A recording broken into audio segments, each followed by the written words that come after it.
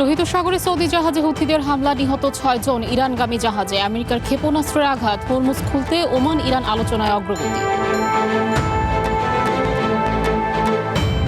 গাজায় তীব্র মানবিক সংকট নিয়ে জাতিসংঘের উদ্বেগ। ফিলিস্তিনিদের ওপর আশঙ্কাজনকভাবে সহিংসতা বেড়েছে পশ্চিম তীরে।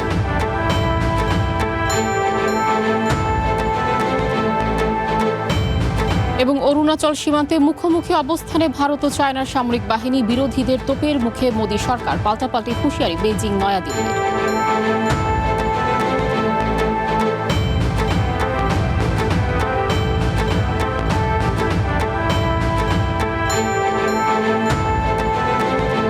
স্বাগত আন্তর্জাতিক বুলেটিনে। আমি কাজী আয়েশা। শুনছিলেন শিরোনাম, এবার বিস্তারিত। লোহিত সাগরে বাব আল মানদেব প্রণালীতে সামরিক সরঞ্জামবাহী একটি সৌদি জাহাজে হামলার দাবি করেছে ইয়েমেনের হুথি বিদ্রোহীরা। এ হামলায় 4 ক্রু সহ মোট 6 জন নিহত হয়েছে, তাদের মধ্যে 2 জন উদ্ধারকর্মী। এর আগে ইরানগামী একটি পণ্যবাহী জাহাজে ক্ষেপণাস্ত্র হামলা চালায় আমেরিকার বাহিনী। সতর্ক বার্তা না মেনে বন্দরের দিকে এগোনোর চেষ্টায় পানামার পতাকাবাহী জাহাজটির ওপর 2টি হেলফায়ার ক্ষেপণাস্ত্র ছোড়ে আমেরিকা। এদিকে ওমান ও ইরানের মধ্যে হরমুজ নিয়ে আলোচনায় বড় ধরনের অগ্রগতি হচ্ছে। হরমুজ প্রণালী খুলে দেওয়ার জন্য 3টি স্পষ্ট শর্ত দিয়েছে তেহরান। দেশটির সর্বোচ্চ জাতীয় নিরাপত্তা পরিষদের সচিব মহসিন রেজাই জানান, আমেরিকার যুদ্ধ অর্থনৈতিক অবরোধের অবসান, বাজেয়াপ্ত করা ইরানি সম্পদ ফেরত এবং আঞ্চলিক যুদ্ধবিরতি কার্যকর না হওয়া পর্যন্ত এই প্রণালী সম্পূর্ণ বন্ধ থাকবে। অন্যদিকে কাতার বলছে, ওমান ও ইরানের মধ্যে এই সংক্রান্ত আলোচনায় বড় ধরনের অগ্রগতি হচ্ছে। পাশাপাশি মধ্যপ্রাচ্যের এই সংকট নিরসন ও যুদ্ধ বন্ধে মধ্যস্থতার উদ্দেশ্যে তেহরানে পৌঁছেছেন পাকিস্তানের স্বরাষ্ট্রমন্ত্রী মহসিন নাকভি।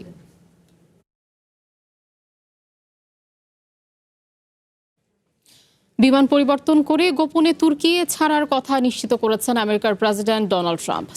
সিক্রেট সার্ভিস ও সামরিক বাহিনীর নির্দেশনা অনুযায়ী তিনি এই কাজ করেছেন বলে জানান ট্রাম্প। তবে নিজে সরে গেলেও এয়ারফোর্স ওয়ানে করে সাংবাদিক ও বিমানটিতে থাকা বাকিদের ইরানের হুমকির মুখে ঠেলে দেওয়ার ট্রাম্পের তীব্র সমালোচনা শুরু হয়েছে।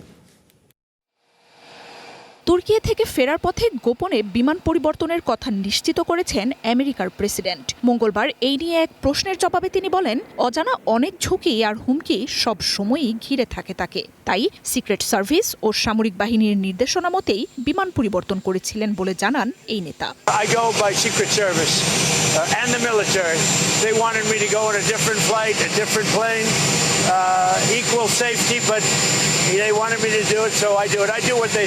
গত মাসে তুর্কিতে নেটো সম্মেলনে যোগ দেন প্রেসিডেন্ট ট্রাম্প। তবে ফেরার সময়ে তাকে বহনকারী বিমানে ইরানের হামলার বিশ্বাসযোগ্য হুমকি ছিল বলে জানিয়েছে ওয়াশিংটন পোস্ট। ইসরায়েলের পক্ষ থেকেও ট্রাম্পের বিমানে হামলার গোয়েন্দা তথ্যের কথা জানানো হয়। আমেরিকার গণমাধ্যমটি বলছে, হুমকির তথ্যের পর জনসম্মুখে এয়ারফোর্স ওয়ানে চড়েন প্রেসিডেন্ট ট্রাম্প। তবে পরে সবার চোখ ফাঁকি দিয়ে খাবারের গাড়িতে করে এয়ারফোর্স ওয়ান ছেড়ে অন্য একটি সামরিক বিমানে তুর্কি ছাড়েন তিনি। এদিকে এই ঘটনা ফাঁসের পর চারদিকে তুমুল আলোচনা সমালোচনা শুরু হয়েছে। প্রেসিডেন্টের বিমানে হামলার মতো গোয়েন্দা তথ্য থাকলেও গুরুতর এই বিষয় নিয়ে কেন কংগ্রেসে কোনো শুনানি হয়নি তা নিয়ে ট্রাম্প প্রশাসনকে চেপে ধরেছেন বিরোধী ডেমোক্রেটরা। তবে এর চেয়েও বড় সমালোচনা শুরু হয়েছে ট্রাম্পের বিমানটিতে থাকা কর্মকর্তা, সাংবাদিক ও ক্রুদের নিরাপত্তা নিয়ে। ঝুঁকি ও হুমকি জানার পরও শতাধিক মানুষকে সম্ভাব্য মৃত্যুর মুখে ঠেলে দেওয়ার পদক্ষেপের বিরুদ্ধে তীব্র ক্ষোভ দেখা দিয়েছে। ট্রাম্প একা পালিয়ে গেলেও তার জন্য বাকি মানুষদের বলি দেওয়ার সিদ্ধান্তে সমালোচনা করেছেন দেশটির সাবেক নিরাপত্তা কর্মকর্তারাও। মার্জিয়া উপমা, ওয়ান ইন্টারন্যাশনাল ডেস্ক।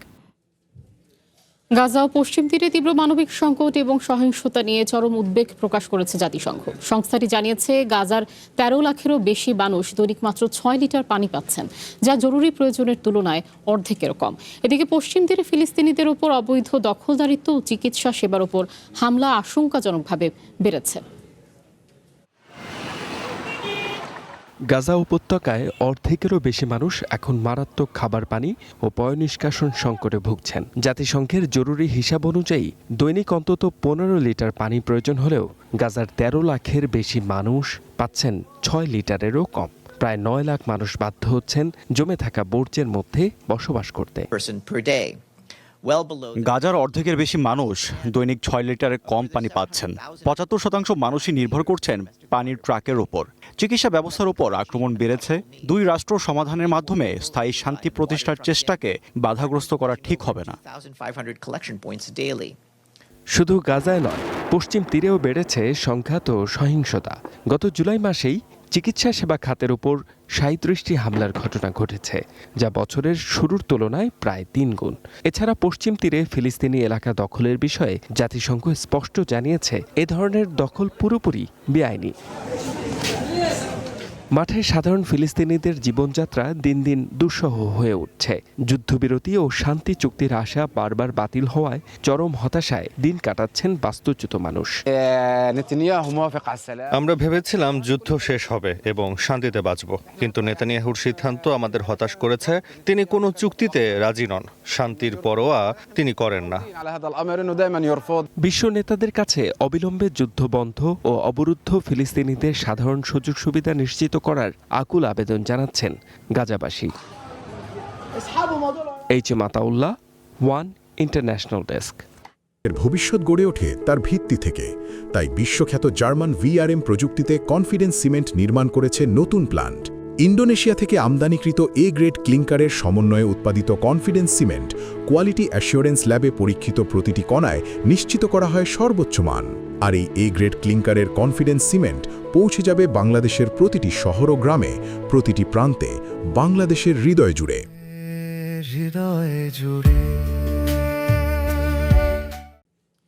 গত বছর আমেরিকার সামরিক বাহিনীর বিভিন্ন অভিযানে অন্তত ১৫৩ জন বেসামরিক নাগরিক নিহত হন আর আহত হন ২৪৩ জন। দেশটির প্রতিরক্ষা দপ্তর পেন্টাগনের বার্ষিক মূল্যায়নে উঠে এসেছে এ তথ্য। এই হতাহতের সবকটি ঘটনাই ঘটেছে ইয়েমেনে US সেন্ট্রাল কমান্ডের ৩টি নির্দিষ্ট সামরিক হামলার মাধ্যমে।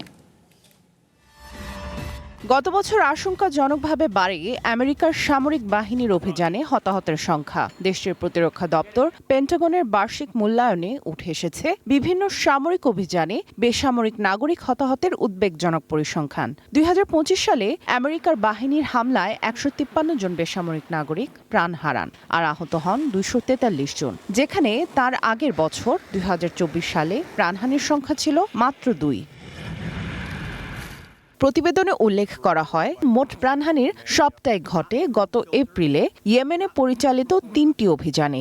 ইরান সমর্থিত হুথি বিদ্রোহীদের সক্ষমতা গুণিয়ে দেওয়ার লক্ষ্যে হামলাগুলো চালায় আমেরিকার সেন্ট্রাল কমান্ড। এর বাইরেও বিভিন্ন বেসরকারি সংস্থার প্রতিবেদনের ভিত্তিতে ইয়েমেনে সংঘটিত আরও ১৫টি ঘটনা খতিয়ে দেখেছে আমেরিকার সামরিক কর্তৃপক্ষ। এদিকে ক্যারিবিয়ান ও পূর্ব প্রশান্ত মহাসাগরে ট্রাম্প প্রশাসনের মাদক সন্ত্রাসী দমনে পরিচালিত অভিযানে ২ শতাধিক মানুষ নিহত হলেও সেখানে কোনো বেসামরিক নাগরিক হতাহতের প্রমাণ পাওয়া যায়নি বলে দাবি করেছে US সাউদার্ন কমান্ড। তবে আমেরিকার এসব অভিযানকে সরাসরি বেআইনি ও বিচার বহির্ভূত হত্যাকাণ্ড বলে অভিহিত করেছে হিউম্যান রাইটস ওয়াচ ও অ্যামনেস্টি ইন্টারন্যাশনালের মতো আন্তর্জাতিক মানবাধিকার সংস্থাগুলো। সামিয়া জান্নাহ, ওয়ান ইন্টারন্যাশনাল ডেস্ক। অরুণাচল প্রদেশকে ঘিরে আবারও মুখোমুখি ভারত চায়না। রাজ্যটির সীমান্তে দুই দেশের সামরিক বাহিনীর উত্তেজনা ও মুখোমুখি অবস্থানের তথ্য উঠে আসছে, তবে এই নিয়ে স্পষ্ট কোনো উত্তর দিচ্ছে না নরেন্দ্র মোদী সরকার। এর মধ্যে অরুণাচল প্রশ্নে একে অপরকে পাল্টাপাল্টি হুঁশিয়ারি দিয়েছে বেইজিং, নয়াদিল্লি। ভারতের অরুণাচল প্রদেশকে ঘিরে বাড়ছে ধোঁয়াশা।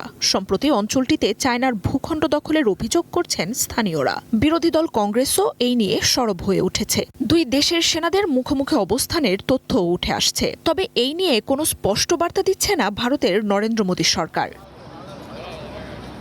এই সপ্তাহেই অরুণাচল প্রদেশের ২৭টি অঞ্চলকে নামকরণ ও সরকারি মানচিত্রে অন্তর্ভুক্ত করে নয়াদিল্লি। সোমবার এর তীব্র প্রতিক্রিয়া জানায় বেইজিং।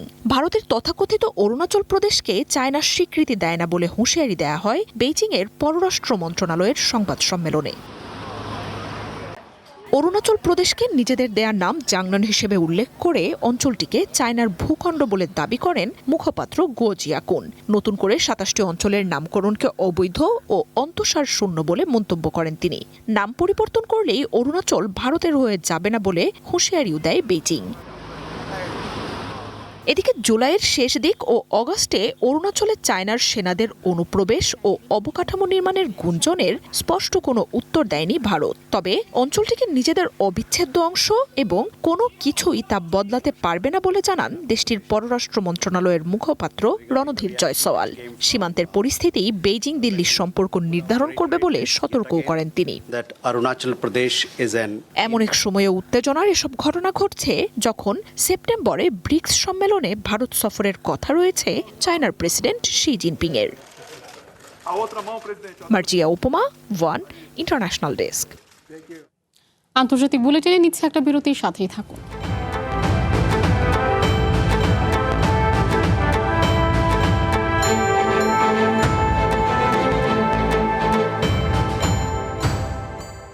একটি দেশের ভবিষ্যৎ গড়ে ওঠে তার ভিত্তি থেকে, তাই বিশ্বখ্যাত জার্মান ভিআরএম প্রযুক্তিতে কনফিডেন্স সিমেন্ট নির্মাণ করেছে নতুন প্ল্যান্ট।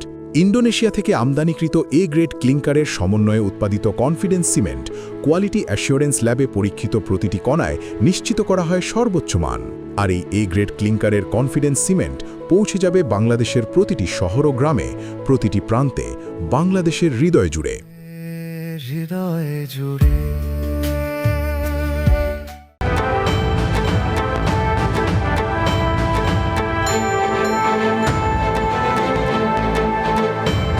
আবারও স্বাগত আন্তর্জাতিক বুলেটিনে।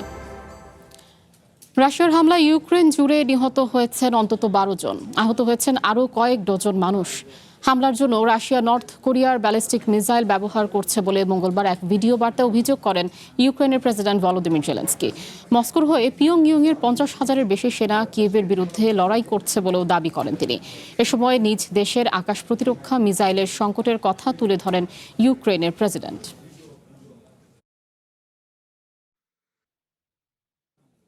ইংল্যান্ডের প্রায় 3/4 এলাকা খরার কবলে বলে জানিয়েছে ব্রিটেন সরকার। দীর্ঘদিনের অনাবৃষ্টি ও তীব্র দাবদাহের কারণে এমন পরিস্থিতির সৃষ্টি হয়েছে। বলা হচ্ছে 190 বছরের মধ্যে সবচেয়ে শুষ্ক জুলাই অতিবাহিত করেছে ইংল্যান্ড ও ওয়েলস। দীর্ঘদিনের অনাবৃষ্টি ও তীব্র দাবদাহের কারণে ইংল্যান্ডের প্রায় 3/4 এলাকা এখন খরা কবলিত বলে জানিয়েছে ব্রিটেন সরকার। সোমবার রয়টার্স এক প্রতিবেদনে জানায়, দেশটির কৃষি, সুপেয় পানি সরবরাহ ও বন্যপ্রাণীর ওপর এর মারাত্মক প্রভাব পড়ছে। সরকারি তথ্য অনুযায়ী বর্তমানে ইংল্যান্ডের 71.3% এলাকায় আকস্মিক খরা দেখা দিয়েছে। নিম্ন বৃষ্টিপাত ও উচ্চ তাপমাত্রার কারণে এই পরিস্থিতির সৃষ্টি হয়েছে। জুলাইয়ের শেষ দিকে দেশটির প্রায় অর্ধেক এলাকা খরা কবলিত ছিল, যা এখন আরও বেড়েছে। নতুন হালনাগাদ তথ্যে বলা হয়, ইংল্যান্ডের প্রায় 4,50,00,000 মানুষ খরা কবলিত এলাকায় বসবাস করছেন। তাদের মধ্যে পানি ব্যবহারের ওপর আরোপিত নানা বিধিনিষেধের মুখে পড়েছেন অন্তত 2,70,00,000 মানুষ। চলতি বছর এ নিয়ে পঞ্চমবারের মতো দাবদাহের মুখে পড়েছে ব্রিটেন। প্রাথমিক হিসাব অনুযায়ী চলতি বছর ইংল্যান্ড ও ওয়েলসে গত 190 বছরের মধ্যে সবচেয়ে শুষ্ক জুলাই অতিবাহিত হয়েছে। বিশেষ করে দক্ষিণ পূর্ব ইংল্যান্ডে প্রত্যাশিত গড় বৃষ্টিপাতের মাত্র 1% রেকর্ড করা হয়েছে। ব্রিটেন সরকার জানিয়েছে, নদী, কৃত্রিম জলাধার ও ভূগর্ভস্থ পানির স্তর ক্রমাগত নিচে নামছে।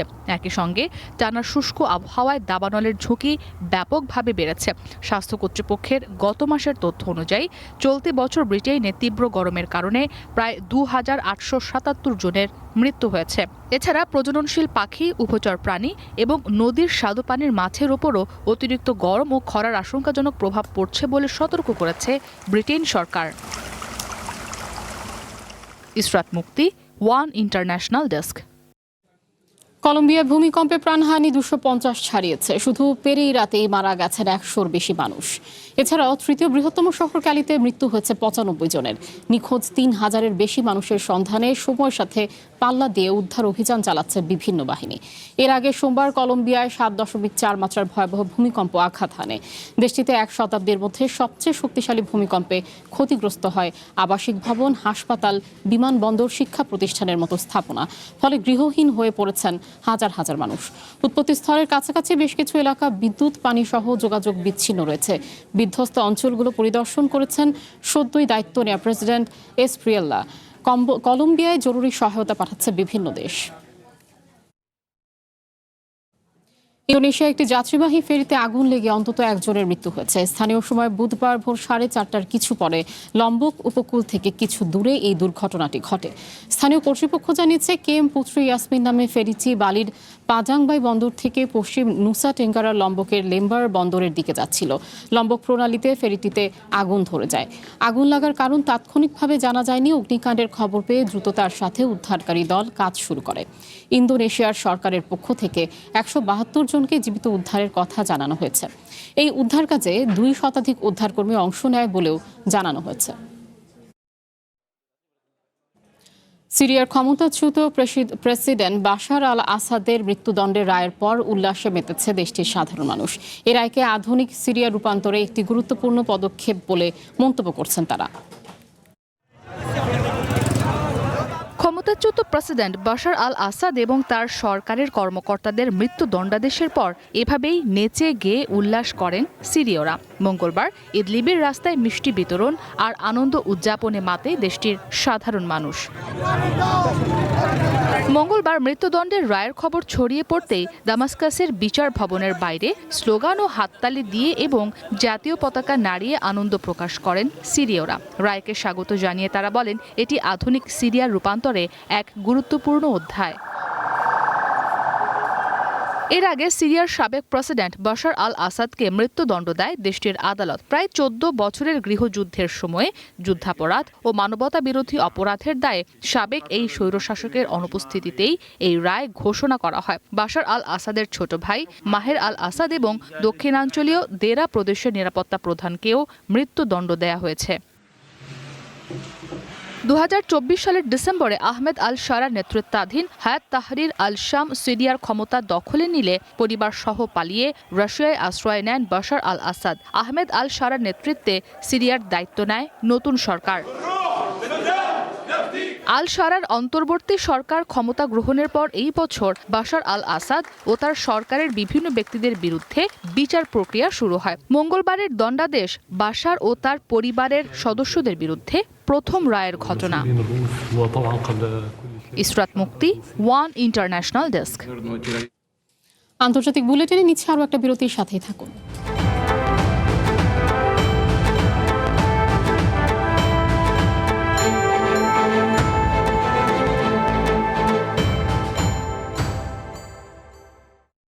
একটি দেশের ভবিষ্যৎ গড়ে ওঠে তার ভিত্তি থেকে।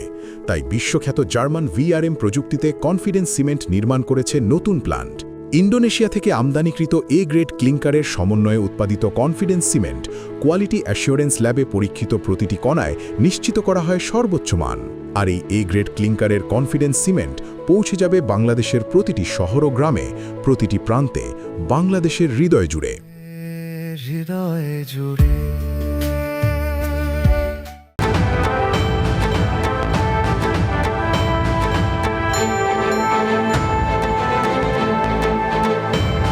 আবারও স্বাগত আন্তর্জাতিক বুলেটিনে।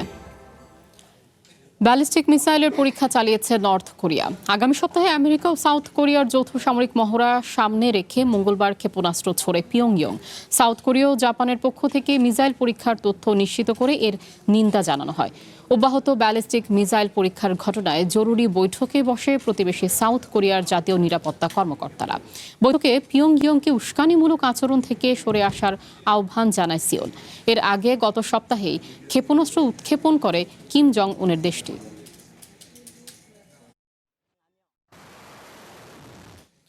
সাউথ আফ্রিকার উত্তর পশ্চিম প্রদেশে খনি ধসে অন্তত 14 জন অবৈধ খনি শ্রমিকের মৃত্যু হয়েছে। এ ঘটনায় আহত হয়েছেন আরও 8 জন। মঙ্গলবার এ তথ্য নিশ্চিত করেছে বার্তা সংস্থা রয়টার্স। পুলিশ জানায় একটি বেসরকারি মালিকানাধীন পরিত্যক্ত স্থানে অবৈধভাবে প্লাটিনাম জাতীয় ধাতু উত্তোলন করছিল তারা। এ সময় হঠাৎ খনির একাংশ ধসে পড়লে এই ঘটনা ঘটে। আহত শ্রমিকরা প্রতিবেশী দেশ লেসোথোর নাগরিক বলে শনাক্ত হলেও নিহতদের পরিচয় এখনও নিশ্চিত হওয়া যায়নি।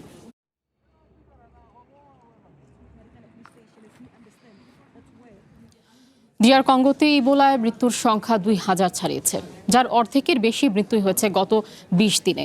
মঙ্গলবার দেশটির সরকারের পক্ষ থেকে এই তথ্য নিশ্চিত করা হয়। ইবোলায় আক্রমণের সংখ্যা বেড়ে 4381 জনে পৌঁছেছে। আক্রান্তের পর রোগটিতে মৃত্যুর হার প্রায় 46%। বর্তমানে দেশের বিভিন্ন হাসপাতালে 700-র বেশি মানুষকে আইসোলেশনে রাখা হয়েছে।